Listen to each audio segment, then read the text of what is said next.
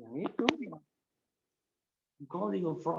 Bismillahirrahmanirrahim. Assalamualaikum warahmatullahi wabarakatuh. Alhamdulillahirrabbilalamin. Wassalatu wassalamu ala asrofil anbiya'i wal mursalin wa ala alihi wa sahbihi ajmain amma ba'du. Alhamdulillah kita bisa bertemu dalam rangka sharing ya sebenarnya dengan tema merawat kader dan menumbuhkan rasa empati yang kita sharing dari peserta LIT kemarin ya di Jakarta, yaitu Kak Eva dan Kak Fahri. Sebelum kita mulai kegiatannya, kita membaca Al-Quran lebih dahulu oleh Imawan Aldo. Imawan Aldo, saya persilahkan untuk pembukaan membaca Al-Quran. Ya, sebelumnya Ana izin nggak menyalakan kamera, soalnya lagi di jalan juga. Ya, bismillah. Assalamualaikum warahmatullahi wabarakatuh. Waalaikumsalam warahmatullahi wabarakatuh. Suaranya terdengar kan ya? Sangat jelas. Jelas terdengar sangat. أعوذ بالله من الشيطان الرجيم ولقد آتينا لقمان الحكمة أن اشكر لله ومن يشكر فإنما يشكر لنفسه ومن كفر فإن الله غني حميد وإذ قال لقمان لابنه وهو يعظه يا بني لا تشرك بالله إن الشرك لظلم عظيم وصينا الإنسان بوالديه حملته أمه وهنا على وهن وفصاله في عامين أن اشكر لي ولوالديك إلي المصير صدق الله العظيم. Assalamualaikum warahmatullahi wabarakatuh. Waalaikumsalam warahmatullahi wabarakatuh. Waalaikumsalam warahmatullahi wabarakatuh. Ya alhamdulillah kita sudah bisa mulai ya. Maaf ini kameranya bisa. Kita mulai lagi dengan temanya ini, maaf nih saya baru capek ini. Kita mulai dengan sharing-sharing ya sebenarnya. Karena kan peserta LIT itu kita kan bagaimana merawat kader itu sangat penting ya. Jadi kita sharing, saya bertanya dulu ke Kak Eva dulu, bagaimana pengalaman LIT dan sebenarnya LIT ini tujuannya untuk apa dan bagaimana program kerjanya LIT itu.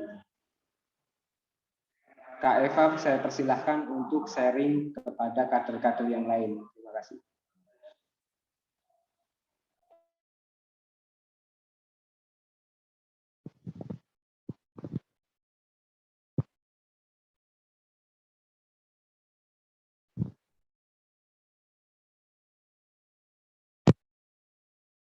Halo. Ya, terdengar kurang agak kencang sedikit. Suaranya. Headsetnya nggak bagus. Baik, bismillahirrahmanirrahim. Assalamualaikum warahmatullahi wabarakatuh. Waalaikumsalam warahmatullahi wabarakatuh. Ya, alhamdulillah wa syukurillah wa ni'matillah. Senang banget akhirnya bisa ketemu teman-teman di acara apa nih? Sharing ya? Lebih sharing mungkin ya. Sebenarnya sih belum ini ya. belum banyak banget yang akan kita berdua sampaikan juga, tapi mungkin di sini kita sama-sama sharing aja, terkhusus untuk tema malam ini berarti tentang merawat kaderisasi. Jadi kalau ditanya oleh moderator tadi gimana pengalamannya ya? Atau gimana ceritanya selama LID gitu ya Kak? Betul, sharing. Ya, Masya Allah sih sebenarnya suatu kehormatan juga bisa mewakili Bekasi untuk ikut acara LID di Jakarta Pusat. Meskipun di belakang layar sebenarnya banyak banget drama-drama yang ya jadi kan sebelum LID itu kan ada seleksi ya Kak ya. Jadi mungkin ini baru buat kami, khususnya saya, untuk ikut acara di IMM keluar gitu ya, apalagi ketemu sama PK dan PC dari daerah lain gitu. Jadi Masya Allah banget, di sana kita banyak banget dapet pengalaman baru, ilmu baru, apalagi tentang pendalaman bagaimana pergerakan IMM itu sendiri gitu. Karena dari materi-materinya aja kan kita mengulas dari sejarah IMM gitu kan, sampai ke gimana caranya merawat kader-kader yang sudah mau bergabung di IMM tersebut. Kalau untuk apa ya, pengalamannya sih Masya Allah ya, karena kita di sana 4 hari ya Kak, 4 hari 3 malam, itu materi gitu ya. Jadi alhamdulillah asupan gizinya banyak banget gitu. Tinggal aplikasinya aja gimana ketika kita kembali ke PK masing-masing. Dan alhamdulillah malam ini insya Allah mungkin kita bisa sama-sama cerita gitu ya, gimana nih tips-tips atau cara kita sebagai kader untuk menghidupkan kembali PK kita yang semulanya mungkin memang agak lambat gitu ya, karena kan memang pergerakan di Bekasi ini lumayan lumayan pasif gitu ya. Tapi mudah-mudahan setelah ini kita bisa sama-sama kembali membangkitkan semangat untuk menghidupkan PK Ahmad Badawi khususnya. Mungkin itu aja sih dari saya. Kita dengar dari Kak Fahri dulu kali. Ya, Kak Fahri dipersilahkan untuk pengalaman selama mengikuti LID dan ilmu seperti apa yang sudah didapatkan untuk dibagikan kepada kader-kader yang lain. Terima kasih. Kak Fahri, saya persilahkan. Baik, Kanda Adis, terima kasih atas kesempatannya. Sebenarnya tidak jauh berbeda ya dengan disampaikan oleh Imawati Eva. Kalau saya yang bisa dibagikan pertama sih adalah waktu buat esai ya. Ini buat esai ini luar biasa karena pusing ya, lumayan pusing. Pertama karena mungkin belum pernah buat esai dan juga materi yang didapat nih cukup sulit gitu ya. Bukan sulit dalam hal saya tidak bisa gitu, tetapi mungkin karena memang asing atau apa ya baru sedikit dipahami. Saya saat itu dapat temanya sistem perkaderan Muhammadiyah. Nah ini masih asing mungkin ya di saya, tetapi justru dengan adanya esai itu saya ternyata akhirnya belajar banyak tentang SPM sendiri, bagaimana penerapannya, bagaimana masalah-masalah yang terjadi di SPM juga.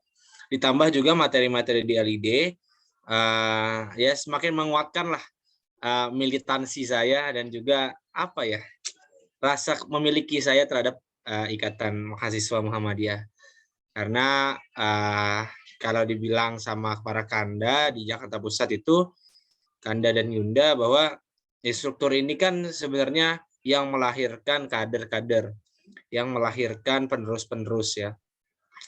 Jadi perannya vital pastinya, dan apa ya, jadi instruktur itu seumur hidup. Nah, kata Kanda sama Yunda itu, jadi instruktur itu seumur hidup. Nah ini yang cukup apa ya, mungkin terdengar berat ya, dan juga apa ya, mungkin menjadi juga pelecut semangat lah buat teman-teman di PK maupun di PC Bekasi Raya. Ayo kita LED gitu, ayo kita jadi instruktur gitu. Karena kalau katakan Kanda dan Yunda, jadi instruktur itu barulah kita merasakan ber-IMM yang sebenar gitu. Karena kita merasakan ya pahit manis itu udah pasti ya, dan juga siap ditempatkan di mana saja, siap mengisi materi LED, mengisi materi DAD di mana saja ya. Tidak hanya di PK sendiri, tidak hanya di PC sendiri. Inilah yang membuat saya tuh wah senang sih. Karena kemarin aja ketemu teman-teman dari PK dan PC lain ya, dari yang mungkin PK atau PC-nya lebih militan dari kita ya. Itu rasanya senang gitu. Oh, ternyata IMM seperti ini. Jadi nambah insight baru dan juga nambah beberapa contekan proker baru. Ya, ini yang bagus nih sebenarnya. Contekan-contekan ini yang penting gitu. Yang penting bisa kita contek, kita ATM lah. Kita amati, tiru, dan modifikasi untuk di PK kita atau di PC kita. Jadi ya LED ini cukup berkesan, sangat berkesan bahkan bagi saya. Walaupun saya sakit 1 hari ya, tapi tidak mengurangi semangat saya, tidak mengurangi militansi saya mengikuti LED. Dan untuk para teman-teman yang mungkin baru atau yang mungkin belum LED, ayo kita LED ya, karena LED ini luar biasa pasti. Dari pengalamannya, dari materinya, ya semua ini apa ya, berguna lah buat saya, bermanfaat bagi saya. Jadi saya ingin sustain lah ya, kalau bisa lanjut DAM, lanjut LIM ya, kalau bisa LIP, nah itu lebih bagus, bisa mengkader lebih banyak orang, lebih banyak daerah, lebih banyak yang kita kader, lebih banyak yang kita ajak untuk berfastabikul khairat, kita ajak ber-IMM, kita ajak ber-Muhammadiyah. Paling itu Kanda Adis dari saya. Ya, terima kasih Kak Fahri atas cerita pengalamannya bersama Kak Eva juga ya, dan peserta yang lain ya. Jadi kan kita temanya itu merawat kader. Kalau dari Kak Fahri dan Kak Eva, selama materi LED itu tips-tips seperti apa atau pergerakan ke depan itu ingin seperti apa menurut Kak Eva dan Kak Fahri selama LED itu, kalau kita terapkan di Kabupaten Bekasi untuk seperti apa IMM-nya, bergeraknya, terus perawatan kadernya harus seperti apa. Ini tidak keberatan ya pertanyaannya ya. Maksudnya bisa menjawab gitu kan. Boleh siapa duluan ini, Kak Fahri duluan atau Kak Eva duluan untuk menjawab pergerakan merawat kader dan bagaimana mengembangkan kader itu untuk peta di Kabupaten Bekasi itu. Kak Fahri, saya persilahkan ya. Oke, ya, terima kasih Kanda Adis. Kalau kita melihat pengkaderan ya, terutama di Bekasi ini kan, saya juga sempat bercerita di LED bahwa di Bekasi, di PC Bekasi Raya itu baru 2 nih PK-nya ternyata ya. Sedangkan kalau teman-teman lain ya, seperti di PC Surakarta, bahkan di Surakarta itu 2 bahkan PC-nya, luar biasa. Nah, mungkin memang ada beberapa tantangan dari tantangan geografis ya, geopolitik di Kabupaten di Bekasi sendiri itu karena mungkin kampusnya yang terbatas dan juga minat ber-IMM-nya yang kurang. Nah, inilah poin-poin ini yang kemarin sempat saya tanyakan juga di LED. Nah, Kanda dan Yunda ini menceritakan bahwasannya memang yang nggak apa-apa gitu. Kita mencari kader dulu, ibarat kata tidak apa-apa kuantitasnya sedikit gitu. Ibarat kata kader kita sedikit 10, 15, 20. Tetapi dari 10, 15 atau 20 ini itu kadernya militan semua atau intinya berkualitas semua. Ini yang kita coba cari gitu. Ini yang coba kita terapkan di PK Badawi maupun di PK IBM ataupun di PC IMM Bekasi Raya. Jadi tidak usah berkecil hati kalau misalnya memang sumber dayanya segini gitu, sumber dayanya sedikit, sumber dayanya dibilang terbatas gitu. Tetapi dengan keterbatasan itu, dengan kedikitan yang ada ya jumlah itu, kita berusaha meningkatkan kualitasnya. Kualitas kader itu seperti apa? Maka dari itu kita harus coba mengkonsep Darul Arqam dasar ini yang bisa menempatkan kader-kader kita ini agar lebih militan. Karena sebenarnya ada beberapa poin yang dicatat dalam LID. Yang pertama adalah DAD itu harus bisa membentuk profil kader IMM ya, profil kader dasar ya, yang diambil dari trilogi dan trikompetensi IMM itu sendiri, ya kan? Seperti misalnya agar kader-kader kita ini ya militan, kita bisa merawat kader, kita tuh harus berhasil, atau biar kata DAD yang kita selenggarakan ini, konsepnya ini harus berhasil menembus sukma. Waduh, menembus sukma atau apa istilahnya? Kita doktrinnya ini harus cakep gitu. Ibarat kata IMM itu harus benar-benar meresap dalam kepribadian ataupun dalam keseharian teman-teman kita di PK, kader-kader kita, para imawan dan imawati. Misalnya, profil kader IMM dasar itu yang pertama, dari poin religiusitas ya, itu kita harus memastikan bahwa kader-kader ini tartil dalam membaca Al-Quran dan dapat menuliskan Al-Quran itu sendiri. Terkadang poin-poin keagamaan seperti ini ya, ini justru malah banyak ditinggalkan di tingkat DAD gitu.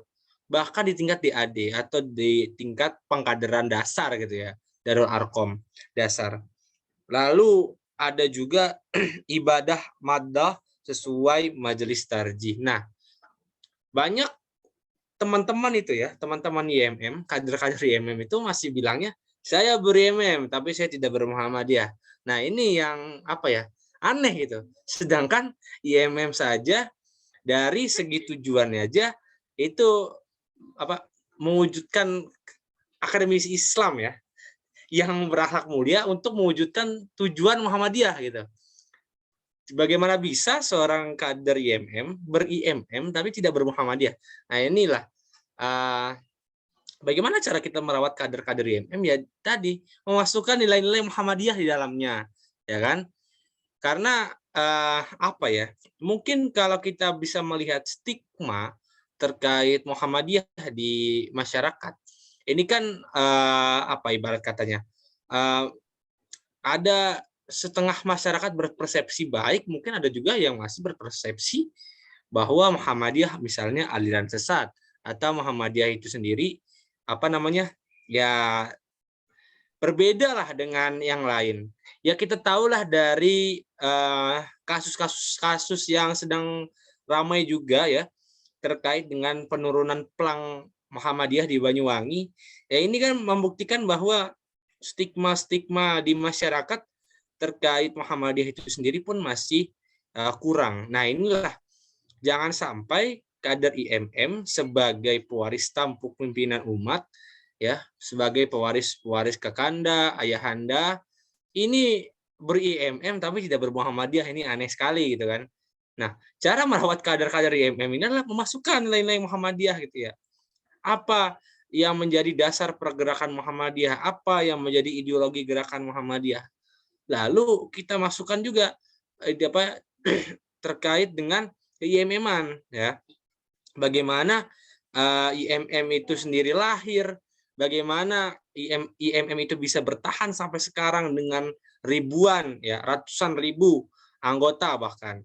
Nah, inilah yang tadi ditekankan ya. Sistem DAD pun itu tadi ya, konsepnya harus bisa menembus sukma kalau saya bilang. Bahwasannya profil kader IMM ini harus bisa dimasukkan ya. Jadi tadi pertama dari segi religiusitas itu ada tartil dalam membaca Quran ya. Kalau kadar IMM tidak tartil membaca Al-Quran, ini pun rasa-rasanya aneh gitu ya, karena kembali kepada tujuan IMM bahwa kita ingin mewujudkan akademisi Islam yang berakhlak mulia, maka Islamnya lah yang harus nomor satu seharusnya ya. Islamnya lah yang harus ditekankan. Islamnya lah yang paling kuat di dalam dirinya. Jangan sampai Islamnya yang paling terakhir gitu ya. Yang tadi saya bilang. Sama halnya dengan ber-IMM tidak ber-Muhammadiyah. Nah, inilah yang aneh ya. Muhammadiyah itu di tingkat kedua yang harus ditekankan utama ya, setelah Islam, lalu ideologi-ideologi Muhammadiyahnya terus ya diberikan kepada kader-kader sehingga mereka ini apa ya istilahnya punya alasan yang tepat untuk berjuang ya di IMM, karena juga memperjuangkan amar ma'ruf nahi mungkar dari Persyarikatan Muhammadiyah itu sendiri. Seperti itu. Dan yang ketiga adalah profil kader IMM dasarnya itu memahami ideologi Muhammadiyah ya. Jadi ya sami'na wa ta'na ya, amar ma'ruf nahi mungkar, al-maun, semangat al-maun juga ini juga harus dimasukkan paling awal gitu. Yang menjadi dasar ya. Bagaimana cara kita bisa akhirnya merawat kader-kader kita ya dengan memasukkan ideologi Muhammadiyah itu sendiri, ideologi IMM ya, agar samalah seperti kita. Misalnya masyarakat Indonesia ya. Sejauh ini kenapa kita masih bisa bertahan 75 tahun? Karena apa ya? Kita tuh sangat memegang teguh apa itu arti ideologi kita, Pancasila misalnya. Sehingga apapun yang dilakukan terhadap Pancasila itu semuanya bereaksi. Itu semuanya apa sih namanya ya? Itu semuanya merasa memiliki Pancasila itu sendiri ya, sebagai ideologi, sebagai pandangan hidup. Sehingga kita tuh bisa bertahan gitu karena rasa cinta tanah air ya, itu saya ibaratkan rasa cinta tanah air, rasa cinta terhadap negeri, terhadap bangsa ya, terhadap bahasa ini memang benar-benar merasuk dalam jiwa gitu, merasuk dalam sukma tadi, menembus sukma ya. Itu bisa terlihat dari serangan-serangan terhadap Pancasila, bahkan di perayaan-perayaan misalnya betapa bangganya kita kalau kita dapat medali emas Olimpiade. Ini kan apa sih namanya?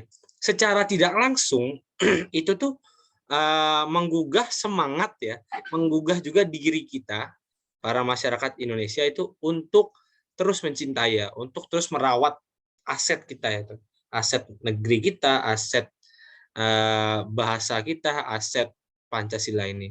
Nah, itulah yang harus diterapkan kepada kader-kader IMM ya. Tadi, kalau ideologi Muhammadiyah itu sendiri sudah merasuk ya dalam sukma, merasuk dalam diri kita ya. Lalu ideologi IMM-nya ya.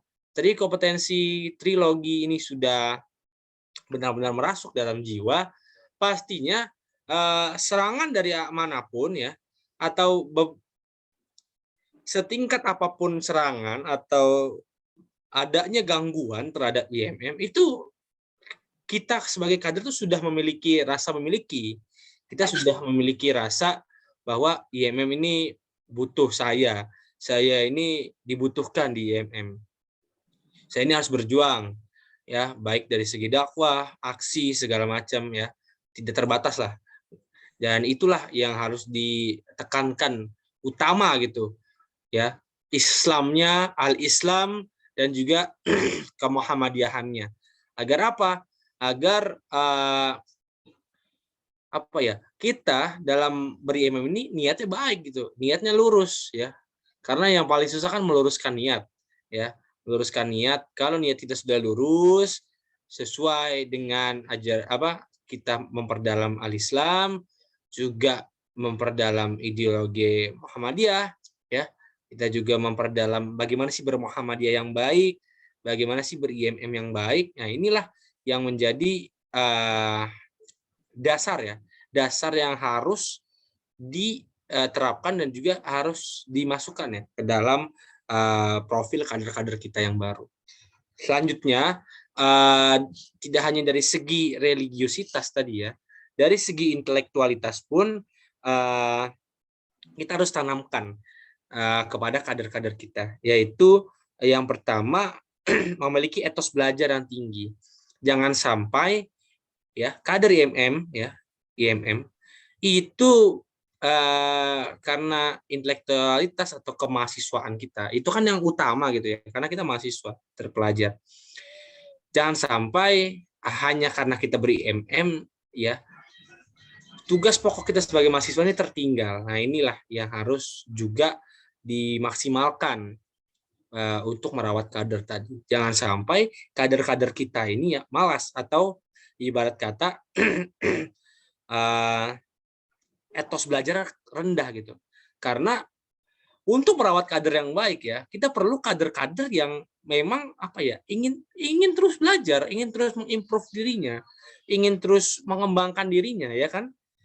Kita dari ikut awal DAD, ingin ikut LID, ingin ikut DAM, ingin ikut LIM. Ini kan berarti kita ingin terus mengembangkan diri gitu, ingin terus militan, ingin terus bertahan dan semakin baik di dalam IMM kita, di dalam ikatan kita. Jangan sampai militansi tadi atau bahkan semangat belajar pun kurang gitu. Karena kalau IMM semakin kita dalami ya, ataupun ibarat kata kalau kita memang sudah etos belajar tinggi ya, nilai di kampus dapat bagus, beri-IMM pun bagus gitu. Karena militansi kita terlihat jelas. Itulah ya, jangan sampai etos belajar kader-kader IMM ini rendah. Karena jika rendah ya, sulit kita merawat kader-kader ya, karena mereka nanti hanya akan memikirkan ego sendiri seperti itu. Lalu progresif dalam mengembangkan diri yang tadi saya bilang. Setiap kader punya potensinya masing-masing ya, baik yang jago membaca Quran, yang sebagai hafiz, atau yang jago dalam berpidato, jago dalam membuat puisi. Ini harus kita kembangkan ya. Setiap kader harus mampu, harus bisa kita ajak ya bareng-bareng untuk mengembangkan potensi dirinya. Sehingga ketika dia menjalankan potensi dirinya atau ibarat kata hobi ya, ataupun kebiasaan yang memang membuat dia senang gitu, ini akan meningkatkan gairah dalam ber-IMM juga. Kenapa bisa dikatakan seperti itu? Karena yang tadi saya bilang bahwasannya kita kalau ingin misalnya mengembangkan diri atau mencapai tujuan, kalau sendiri-sendiri ini kan kadang semangatnya kurang atau lebih malas. Nah, dalam ber-IMM ini wadahnya kita mengembangkan diri bareng-bareng ya, mengimprove diri bersama-sama. Sehingga ketika kita sudah punya teman satu perjuangan yang memang klop, yang memang nyaman, ini pasti membuat kita bertahan gitu. Ya kan? Ini pasti membuat kita ngerasa, oh, gue ada di lingkungan yang tepat. Oh, gue ada di tempat yang tepat untuk mengembangkan diri. Ini tempat yang bagus buat diri gue. Itulah, kalau kita sudah merasakan hal itu tadi ya, berprogresif berbarengan ya, progresif bareng-bareng, kita menimba ilmu tadi bareng-bareng, ini menaikkan semangat kita, entah semangat belajar dan juga semangat ber-IMM. Yang tadi saya bilang bahwasannya kalau kita sudah saling memiliki ini ya, ini membuat kita lebih nyaman lah, sehingga kita bisa bertahan lebih lama di IMM. Dan yang terakhir itu adalah aspek humanitas, profil kader IMM dasar ya. Jadikan masjid sebagai basis interaksi. Nah, terkait dengan humanitas ini ya, atau kemanusiaan, nah inilah yang harus kemasyarakatan ini harus juga ditekankan ya, bahwasannya IMM tidak hanya merawat kader, juga tidak hanya di internal tetapi eksternal ya. Bagaimana kita membangun komunikasi yang baik dengan masyarakat, bagaimana kita menjadikan masjid ya, masjid ini sebagai center point ya, atau ibarat kata seluruh kegiatan ya, basis kegiatan intelektual, kajian ya, ataupun tauhid, itu semua ya. Kita tuh harus jadi remaja masjid ibarat kata ya. Kita menggunakan masjid sebagai objek kita untuk menyiarkan agama, menyiarkan juga tentang intelektualitas ya. Jangan sampai kita kader IMM ini itu justru yang malas ke masjid. Nah, ini yang dirasa kurang tepat. Masjid itu harus jadi sahabat kita, harus jadi tempat yang paling sering kita kunjungi setiap hari, karena kan 5 kali ya ke masjid. Ya, inilah ketika nanti kader-kader IMM sudah ya ibarat kata senang ke masjid, senang dulu deh ke masjid. Nanti lama-lama bisa meningkatkan diri sebagai senang lama-lama di masjid gitu ya. Atau akhirnya lebih senang di masjid daripada pulang. Inilah yang harus kita tekankan juga, harus kita terapkan juga ya kepada para kader, sehingga merawat kader ini tadi ya, baik dari segi religius, dari segi intelektualitas, dan juga dari segi humanitas, sehingga seluruh aspek IMM ya, trilogi dan trikompetensi tadi itu bisa kita dapat dengan baik.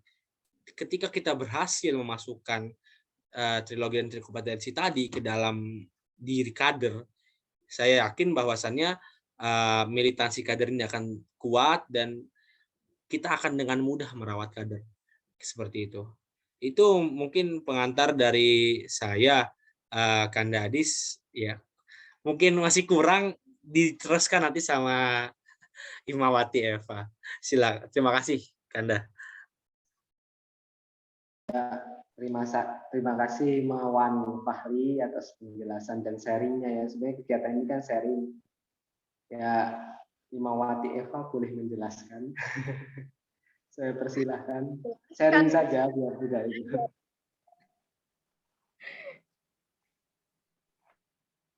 Ya, kalau dari saya juga karena kita berasal dari tempat LID yang sama, pasti ilmunya sama juga ya. Jadi apa yang disampaikan oleh Kak Fahri memang ada juga di buku saya. Alhamdulillah nggak tidur terus materinya. Tapi kalau boleh saya menyampaikan pendapat gitu ya. Kalau kita perhatikan ke tema kita malam ini itu kan merawat kaderisasi, menumbuhkan empati gitu ya. Kalau kita ambil dari kata merawat aja gitu ya Kak, biasanya kan analoginya itu kayak tanaman gitu ya. Jadi sebelum kita punya strategi, kita tuh harus tahu yang kita rawat itu apa dan siapa gitu. Dalam hal ini mungkin yang akan kita rawat adalah kader-kader IMM khususnya di PK Ahmad Badawi gitu. Nah, setelah kita tahu siapa yang mau kita rawat, nah kenapa harus dirawat gitu loh. Kalau misalkan kayak tanaman sendiri kan kenapa harus dirawat, berarti ya emang harus diusahakan untuk tetap hidup gitu ya. Kenapa harus dirawat? Karena mungkin tanaman tersebut rentan terhadap cuaca atau terhadap lingkungan sekitar gitu.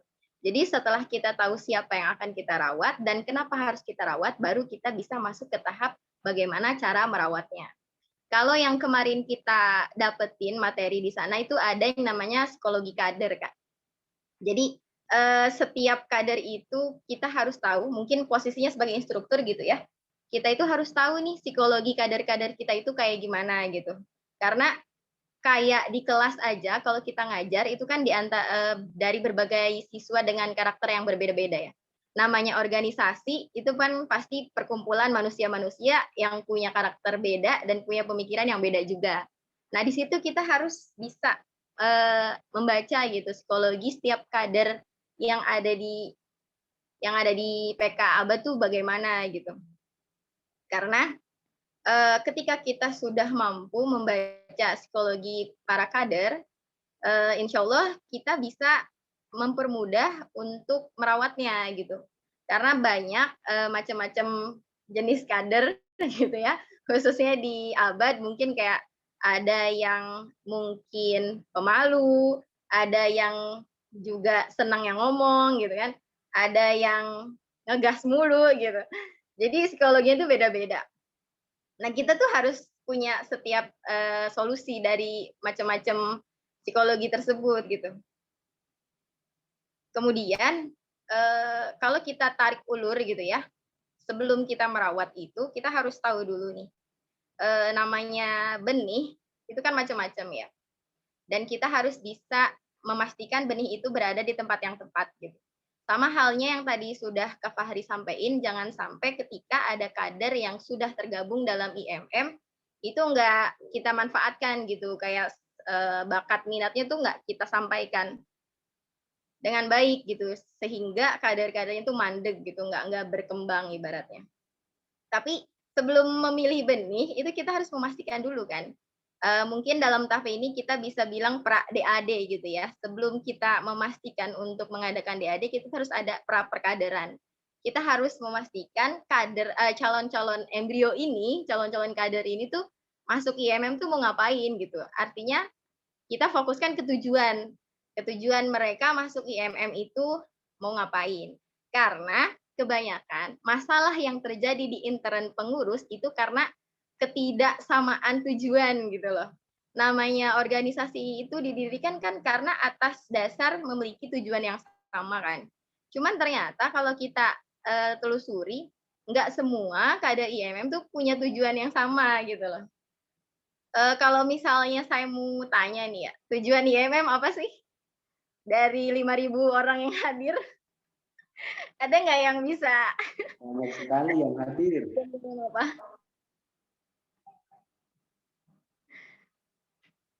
Kak Mikdad, ada nggak nih orangnya nih? Ada nyimak. Apakah tujuan IMM, Kak? Tadi disampaikan Fahri tadi.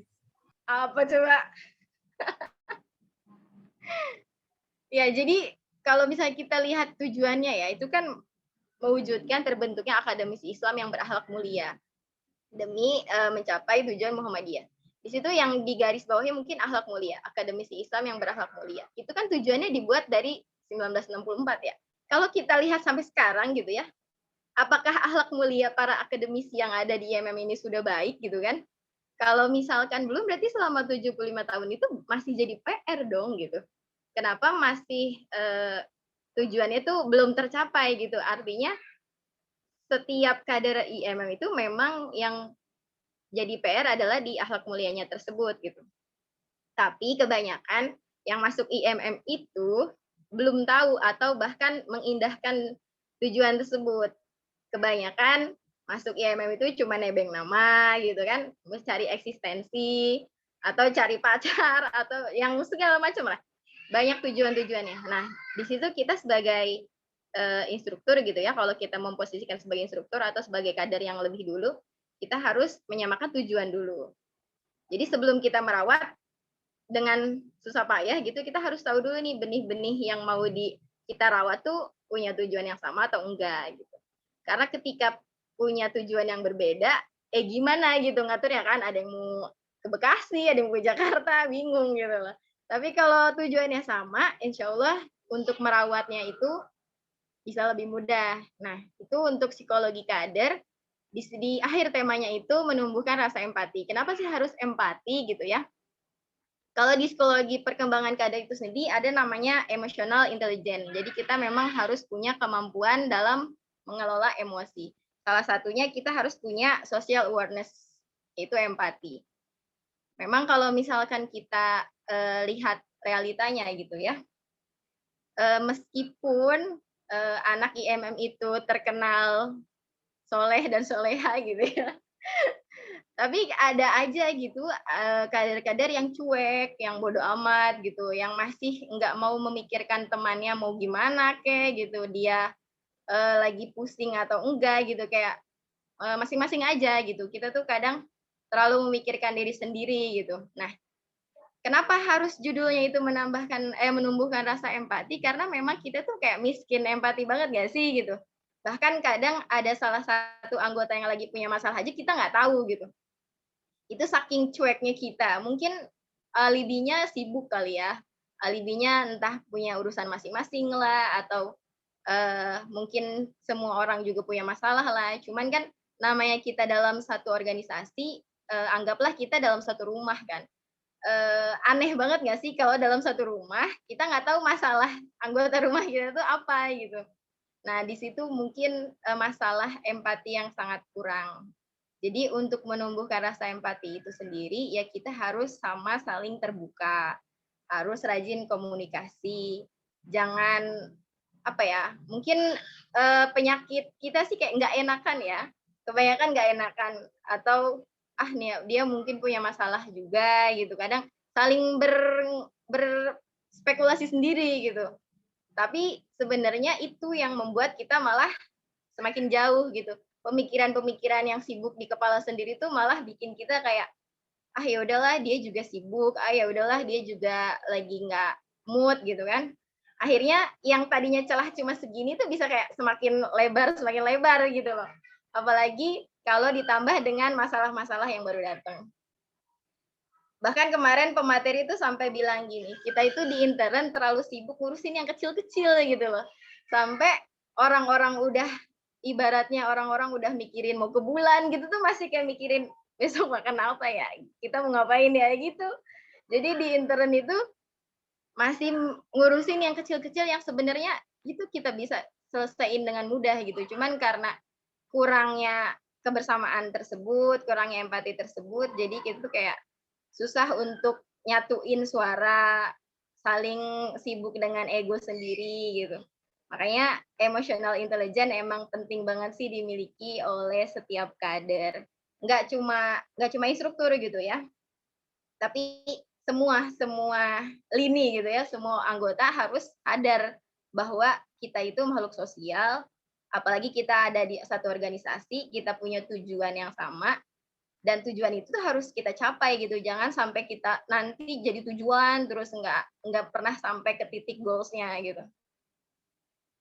Mungkin itu aja sih dari saya. Jadi kita sebagai kader IMM itu harus kembali ke pribadi Muhammadiyah gitu. Dan sebagai IMM juga kita punya trilogi, punya trikompetensi dasar, di mana keduanya itu harus jadi representatif dari kader itu sendiri. Jangan sampai kita cuma ngaku IMM tapi nggak tahu trilogi atau trikompetensi kita tuh apa gitu. Jangan sampai kita pakai jas merah tapi nggak tahu makna dari merahnya itu apa. Jangan sampai kita sibuk kenalin diri, gini gue IMM nih, ini gue aktivis nih, atau ini gue ikut aksi nih gitu. Tapi ketika ditanya IMM itu mau ngapain sih, tujuannya apa sih, terus harus gimana aja sih, itu nggak tahu, jawabannya nggak tahu gitu, melongo aja gitu. Jadi untuk para sahabat-sahabat abad, yuk sama-sama kita kembali bermuhasabah juga gitu. Kita harus ingat lagi tujuan kita apa, dibangun PK Albat untuk apa, dan kita tuh punya tujuan besar gitu. Jangan sampai jangan sampai posisi kita sekarang, kesibukan kita sekarang gitu kan, melupakan tujuan dibangunnya PK Albat. Kita berharap dari PK Albat ini bisa lahir PK-PK lain yang dimana isi kadernya itu benar-benar punya tujuan yang sama, yaitu mewujudkan akademisi Islam yang berhak mulia demi terwujudnya tujuan Muhammadiyah. Dan tentunya insya Allah jadi hamba Allah yang selalu berfastabiqul khairat, amar ma'ruf nahi mungkar gitu ya, anggun dalam anggun dalam moral, unggul dalam intelektual. Itu kali Kak dari saya, nggak banyak sih, saya itu aja tahunya. Ya, terima kasih Kak Imawati Eva ya atas keterangannya ya. Jawaban dari itu tadi bagaimana merawat dan juga menumbuhkan rasa empati ya. Saya pernah itu membuatlah di suatu kampus itu peduli dengan mahasiswa yang lain gitu. Apakah di MM udah melakukan ini dari hal yang terkecil gitu. Contohnya saya pernah menerapkan sistem kita peduli helm dan peduli perempuan kalau pulang malam, karena saya kan kelas malam ya, banyak perempuan itu yang nggak bisa pakai motor, terus dia malam di tempat gelap di pinggir, karena maklum universitas kita kan di kebun-kebun gitu ya, nunggu di situ. Saya kira Nah, saya menumbuhkan peduli itu, cuma orang mengiranya bahwa saya itu akan menculik atau apa dan lain sebagainya ya. Nah, apakah IMM itu di Kabupaten Bekasi butuh seperti itu gitu? Menerapkan bagaimana kalau misalkan harus yang dilakukan oleh para peserta LID itu bisa berbagi, kan lebih apa namanya? Lebih menumbuhkan rasa empati dari yang kecil aja. Misalnya saya pernah menerapkan itu, helm pas waktu hujan saya ambilin semua di parkiran karena kita nggak ada atapnya ya. Karena ya bukan saya aja, semua yang lain yang masuk dalam gerakan kita itu gitu. Peduli dengan perempuan, kalau pulang malam kita anterin ke rumahnya gitu. Tapi kita sampaikan dulu tujuannya, bukan untuk mendekati gitu kan. Memang kita ada kepedulian seperti itu. Nah, kalau dilihat dari sebagai instruktur LID itu, bagaimana kita menumbuhkan rasa empati itu di IMM, karena kan tadi ada yang ber-IMM tapi dia tidak mau bermuhammadiyah dan lain sebagainya ya. Itu sangat menarik karena selama ini banyak seperti itu kader-kader yang saya lihat gitu. Saya IMM bukan Muhammadiyah gitu, terkadang seperti itu.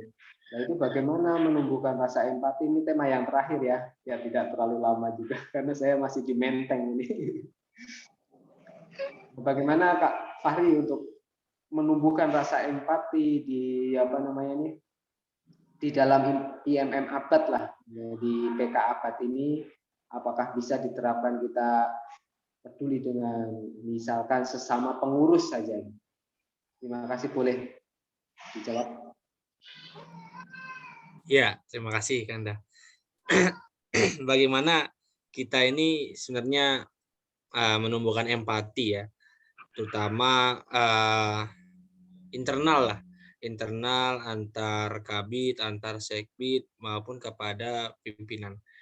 Yang pertama yang harus dilakukan adalah saya sebenarnya sangat tertarik dan juga ibarat kata menikmati ya masa-masa awal, ya mungkin sekarang agak berkurang nih teman-teman abad nih, bahwa kita tuh harus kembali menghidupkan pertemuan setiap minggu ya, atau minimal 2 minggu sekali, entah itu kajian ya Allah, atau ya hanya bertemu aja, silaturahmi ya, sekalian evaluasi.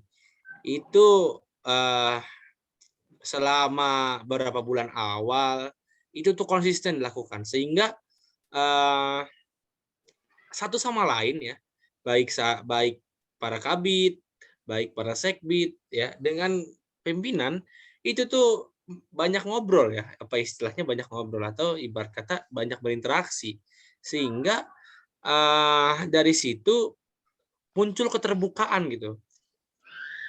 Ketika kita ada problem, ketika kita punya masalah, itu dengan mudah kita cerita gitu sama Ain ya, sama Boim, sama ketua umum ya, sering sekali gitu, sama TFA juga, dan bahkan sama para kekanda ya, mungkin Kanda Imamul Khairi, Kanda Raihan ya sekarang nih yang hadir, atau ya banyak lah Kanda dan Yunda. Jadi ketika beberapa bulan awal itu kita tuh dengan mudah gitu untuk cerita hal-hal di rumah, hal-hal di kampus, bahkan menjadikannya topik diskusi yang seru gitu, sehingga saya merasa tertarik terus gitu dan ingin hadir terus.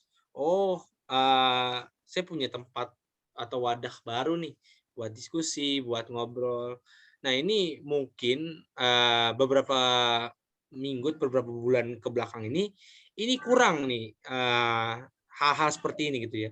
Pertemuan-pertemuan singkat ya, ataupun sekedar ya nggak perlu kajian, silaturahmi aja ya, dari sore sampai maghrib ya. Itu justru pertemuan-pertemuan kecil itu kalau diseringkan ya, semakin menumbuhkan empati di antara masing-masing.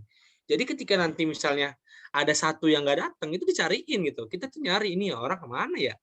Si ini kemana ya? Si ini kemana ya? Jadi kita tuh karena ngerasa udah deket, kita ngerasa udah ibarat kata udah klop sama dia. Ketika kita ngerasa nggak ketemu 1 kali 2 kali aja itu udah ngerasa ini orang kemana gitu ya, udah rindu lah ibarat kata ya. Aduh, jadi berat karena sebenarnya menumbuhkan empati itu sudah kita lakukan dengan baik, dan itu yang saya harapkan tuh pimpinan nih, mumpung ada pimpinan juga, ada Ustadz Mikdad ya, mari kita galakan lagi pertemuan-pertemuan singkat kita, pertemuan-pertemuan kecil kita, sehingga bisa menumbuhkan kembali lah rasa memiliki satu sama lain ya, rasa juga kita keluarga. Karena kalau lagi kumpul tuh ngerasa kayak di rumah aja, ngobrol ya. Baik di RKM, baik di PDM maupun ya ke Setu lagi juga nggak jadi masalah ya waktu itu ya. Jadi ibarat kata menumbuhkan empati ini dengan kita tingkatkan intensitas bertemu, atau ya dari sebenarnya juga nggak jadi masalah sih. Kita ngobrol-ngobrol seperti ini juga ngerasa oh iya bisa say hi lagi, bisa say hi lagi. Itu ngerasa seneng gitu. Rasa di hati kita tuh ini tempat gue nih gitu loh. Kita bisa menumbuhkan itu agar empati ini terus terbangun ya di PK. Karena PK ini kan juga lingkup terkecil dan juga kita berjuang paling kuat.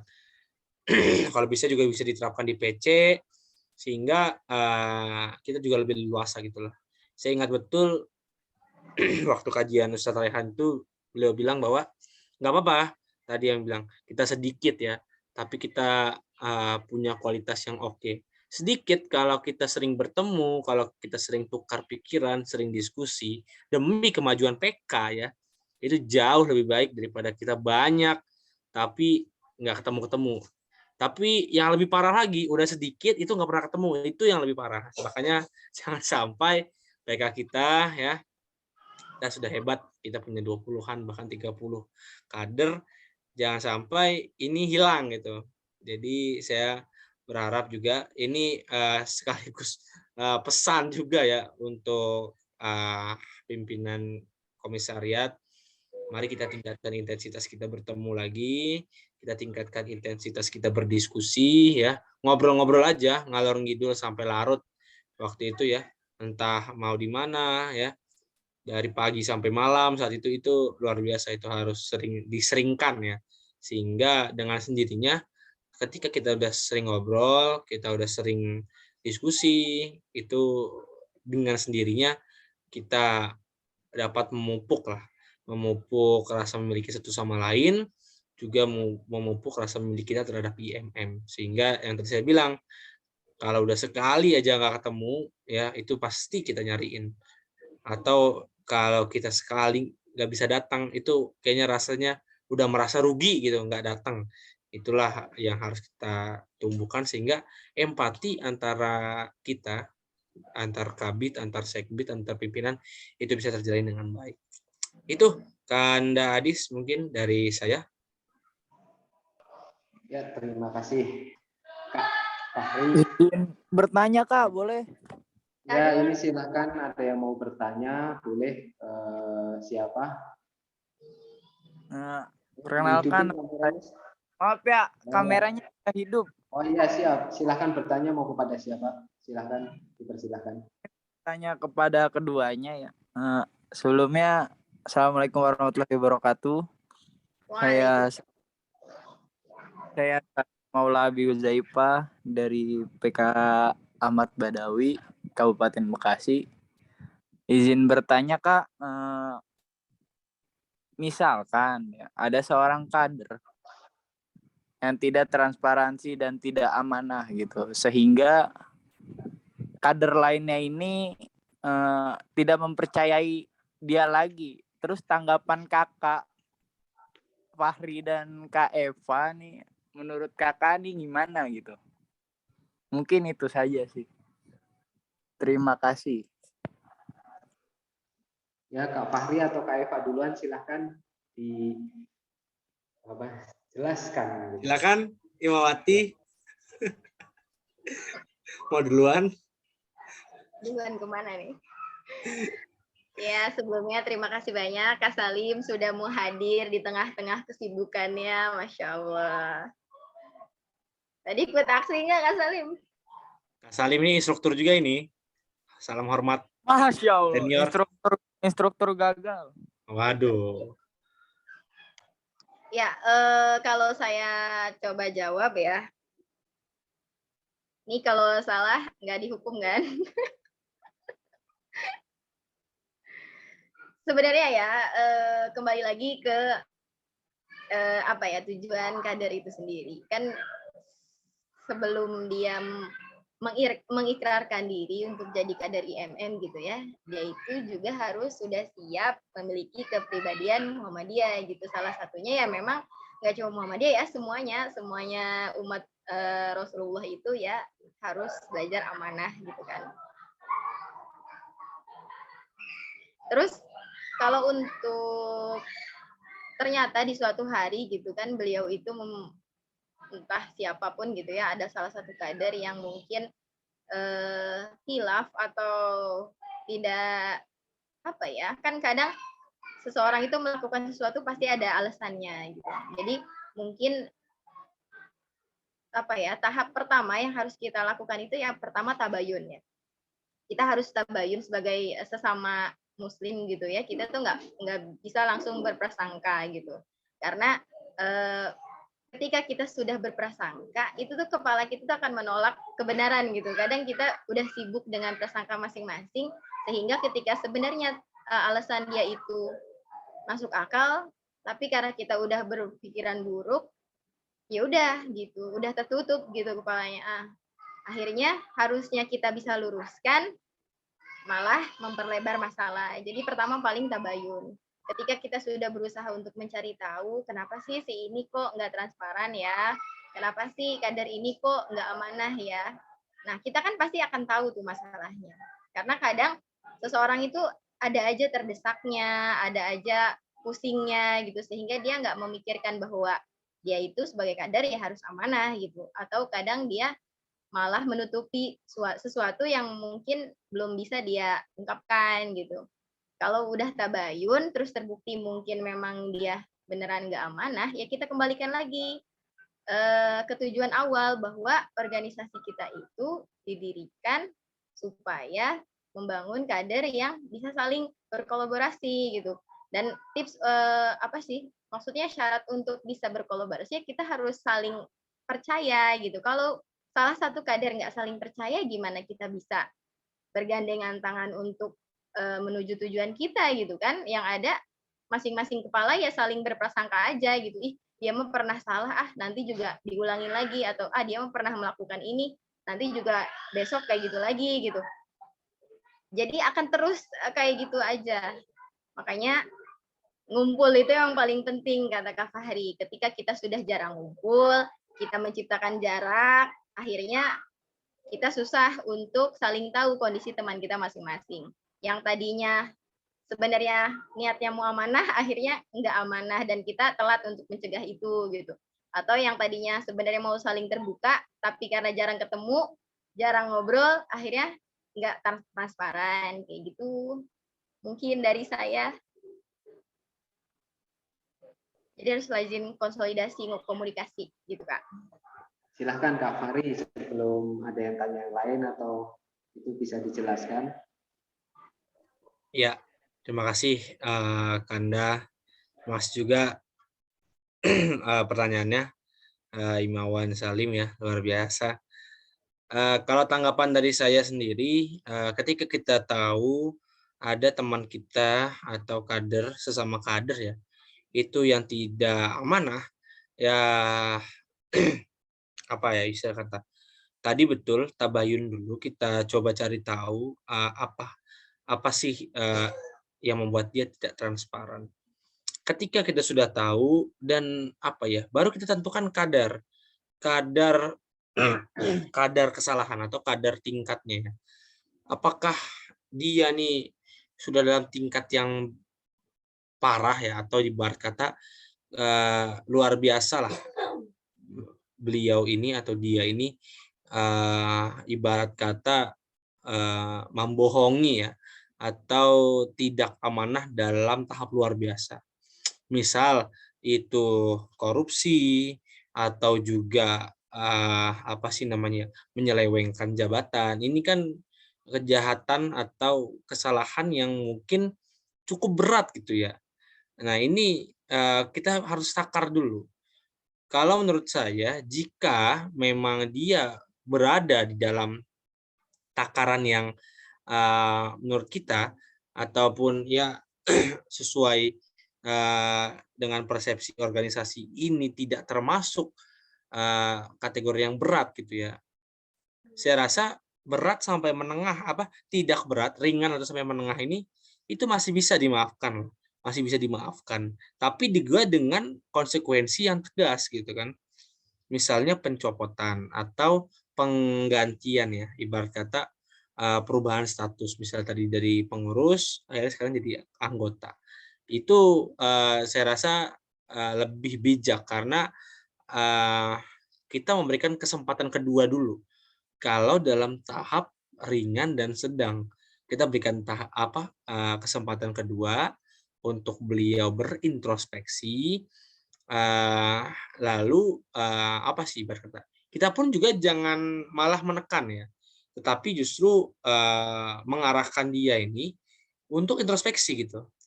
Nah, ketika nanti hasilnya baik atau dia berubah atas kesalahan yang setelah dia buat, ini berarti kan salah satu dari tujuan kita merawat kader ini tercapai gitu. Kita bisa merubah kader yang mungkin kurang amanah atau bahkan tidak amanah tadinya dalam kategori ringan dan menengah. Itu dia bisa ada perubahan gitu. Ini kan bagus. Tetapi kalau memang dia tidak dapat berubah atau dalam artian tidak susah dibilangin ya atau memang tetap seperti itu atau tidak ada perubahan, maka berarti sudah tidak sama lagi tujuan kita, tujuan antara kita dengan dia, sehingga lebih baik dia mengundurkan diri atau kita berhentikan secara hormat mungkin ya, itu lebih baik karena kalau sudah tidak satu tujuan itu sulit ya, apalagi sudah kita berikan kesempatan kedua tadi.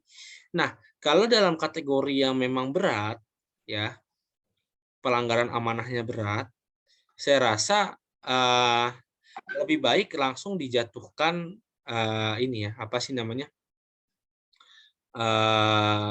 pemberhentian atau diberhentikan secara hormat atau tidak hormat, sehingga bisa menjadi istilahnya, pukulan telak untuk dia berintrospeksi gitu. Tapi dengan catatan tidak memutuskan hubungan silaturahmi. Tidak apa-apa, kita berhentikan dia, dia berada di luar organisasi, berada di luar ikatan, tapi kita tetap support dia untuk terus berubah. Ya kalau memang dia ingin berubah, ya kalau ditanya mengeluarkan kader itu kan sama juga mengurangi kader, ya kan? Nah, kembali kepada pernyataan tadi saya bahwa saya mengutip bahwa nggak apa-apa kader itu sedikit ya, kader IMM sedikit, kader komisariat sedikit. Tetapi kalau kita didik dengan baik, kita rawat dengan baik, yang dikit ini akan berkualitas gitu kan. Jangan sampai kader kita banyak ya, tapi bibit-bibit tidak amanah ini banyak juga, sehingga ibarat kata merusak dari dalam. Nah ini yang lebih sulit gitu kan. Kalau kata Bung Karno juga lebih gampang lawan yang dari luar gitu ya, atau mengusir penjajah daripada melawan bangsa sendiri. Jadi menurut saya kalau ibarat kata tadi ya, tingkatannya sudah memang berat, lebih baik beliau berada di luar organisasi saja gitu. Namun dengan catatan kita tidak boleh memutuskan hubungan tadi, memutuskan silaturahmi antar kita dengan dia. Tidak apa-apa, memang berarti dia tidak cocok di ikatan atau tidak cocok di organisasi, sehingga lebih baik di luar gitu. Nah tadi kalau misalnya memang ini diibaratkan sebagai mengurangi kader, saya rasa tadi yang saya sepakat kata-kata Ustadz Rehan waktu itu, bahwa nggak apa-apa kader kita sedikit, tapi militan dan berkualitas tinggi. Seperti itu. Itu jawabannya. Terima kasih. Kanda, saya kembalikan kepada Kanda Hadis. Ya, terima kasih Kak Fahri sudah berbagi pengalaman dan tips-tipsnya juga gitu kan. Bagaimana merawat kader dan juga bagaimana menumbuhkan rasa empati. Terima kasih juga kepada Kak Eva. Ini ada yang mau sharing lagi nggak ini? Atau Kak Fahri dan Kak Eva ada yang dijelaskan lagi?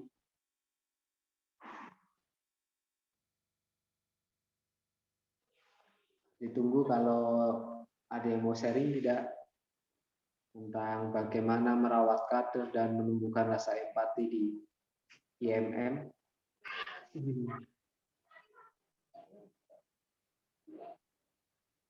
Kalau tidak ada, ditutup aja bagaimana ini? Saya belum lagi dipanggil teman-teman suruh makan ini. Closing ya, closing dari saya Kak. Iya. Kembali lagi ke tugas kita. Mungkin setelah LID kemarin kita punya tanggung jawab baru gitu ya, yang sebelumnya kita bisa jadi kader yang sama dengan teman-teman yang lain, yang bahkan kadang nungguin senior untuk negor gitu, nungguin senior atau instruktur lain untuk nanya kabar kita. Mungkin sekarang saya dan Kak Fahri yang justru punya tanggung jawab itu gitu. Jadi kami memohon kerjasama teman-teman semua untuk PK Abad khususnya untuk saling membantu gitu ya, karena kalau menurut pesan pemateri kemarin selama di LID itu, instruktur itu tugasnya memberikan perhatian, bukan mencari perhatian gitu ya. Bahkan meskipun kita sejajar usianya atau lebih muda atau lebih tua, namanya udah dapet titel sebagai instruktur, ya harus mau nggak mau meluangkan waktu gitu untuk mengecek bagaimana kabar kader-kader kita. Dan semoga gitu ya, semoga dengan adanya teman-teman yang ikut instruktur juga nanti tidak ada lagi istilah kader yang nggak amanah, nggak transparan, atau saling cuek gitu ya. Karena semua itu pasti berawal dari ketidakpekaan kita, kurangnya empati kita. Kalau kita saling mengingatkan, saling menguatkan, insya Allah semua kader-kader kita selalu bukan berada di jalan yang benar ya, maksudnya selalu berusaha untuk memberikan yang terbaik untuk organisasi IMM ini sendiri gitu. Jadi jangan sungkan atau apapun teman-teman, harus saling terbuka supaya kita bisa menumbuhkan rasa empati demi merawatnya kaderisasi di PK Ahmad Badawi. Gitu. Itu aja sih dari saya, Kak Adis. Terima kasih banyak. Ya, terima kasih sharing-sharingnya Kak Eva dan Kak Fahri. Ada yang mau di-sharingkan lagi tidak ini? Kayaknya moderator kita udah lelah banget ini. Habis aksi. Ya, gimana ini? Apa ditutup aja? Tutup aja kali, udah jam 9. Semangat. Diskusi hari ini kita tutup ya. Jadi ada banyak catatan ya di dalam tadi yang di di materi dari Kak Fahri ya, bahwa banyak kader yang merasa bahwa ber-IMM tapi tidak mau ber-Muhammadiyah, dan bagaimana menumbuhkan rasa empati di dalam IMM gitu kan, dari hal yang terkecil. Nah, jadi intinya dari diskusi ini itu, dan juga beberapa materi dari LID ya. Ini itu nanti kalau ada yang mau ditanyakan atau itu bisa dilanjut ke diskusi berikutnya. Nah, untuk sementara ini kita tutup dulu ya, moderatornya sangat lelah. Teva. Ya, mari kita tutup diskusi ini dengan bacaan